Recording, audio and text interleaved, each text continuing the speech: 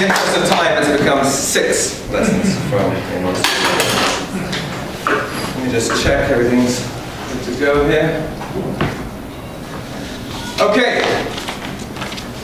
Wouldn't it be amazing if every single person here achieved something new in their life? Something completely new that had never been done before. The Spanish painter Pablo Picasso, who I'm going to be talking about tonight, achieved something completely new in his life. And not only did he achieve something completely new, he achieved something completely new over and over and over again. Now, I'm going to begin just by saying how I came to understand Picasso as a master innovator. About 15 years ago, I visited New York. And there at the Museum of Modern Art, the MoMA, was a retrospective exhibition of Picasso's work.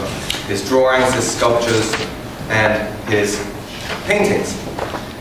And amongst that collection were 2 works of art, and I call them works of art because they weren't really paintings, sculptures, or drawings, that absolutely blew me away. And what they were 2 paintings, I guess you could call it, that's the closest word, rendered in colored sand of women's heads and torsos. And they were so stunningly beautiful in terms of the color, the texture, the representation of the women's faces, that I was just bowled over, and I thought, wow, what an original, unique style he's found here. He must have produced countless paintings like this, because it's so incredible. It turns out he produced exactly 2, the very 2 that I was looking at. He mastered that style, and immediately he went on to master another style, and when he mastered that style, he went on to master another style. So for me, Picasso is an archetypal innovator, a master innovator. Luckily for us, he didn't just produce these amazing innovative works, he actually shared with us something of his process, something of how he came to be so successful at producing works of art that blew people away, such that he was understood as a genius in his lifetime. So today, I would like to share with you some of these lessons that he shared with the general public about how he came to be the innovator that he was. So, fellow Toastmasters, honored guests, sit back, relax, and enjoy 6 lessons from a master innovator. And you should now have before you a sheet. Okay.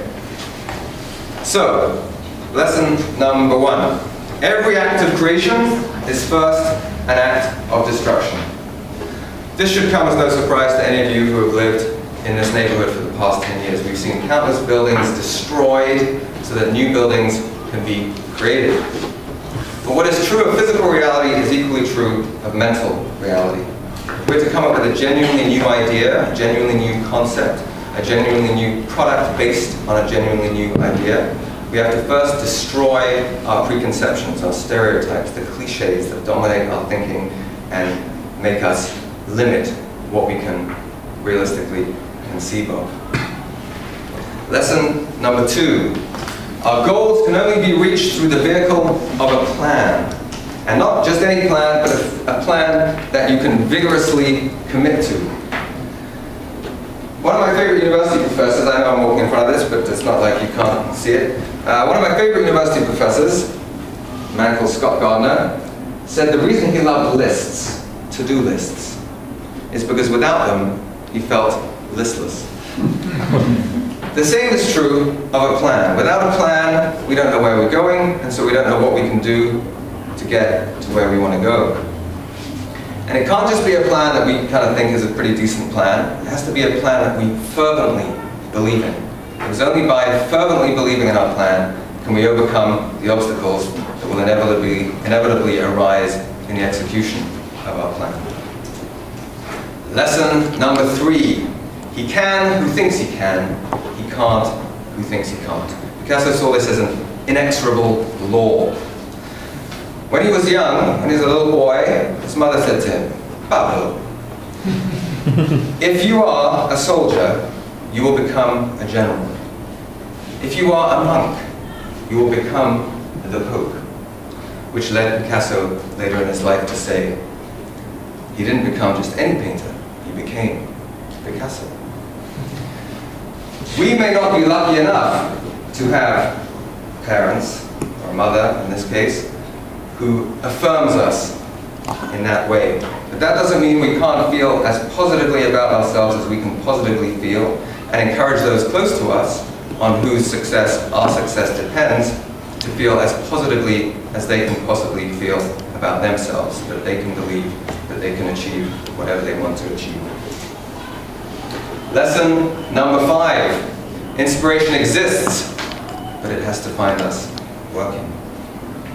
I have to confess, back in the days when I fancied myself as a songwriter, I would sit around smoking, waiting for inspiration to strike, and it rarely did.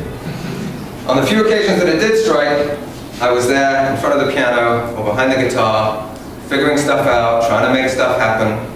And when we do this, when we put ourselves out there, even when we don't particularly want to, God or collective unconscious, or whatever it is that provides us with inspiration, favors us.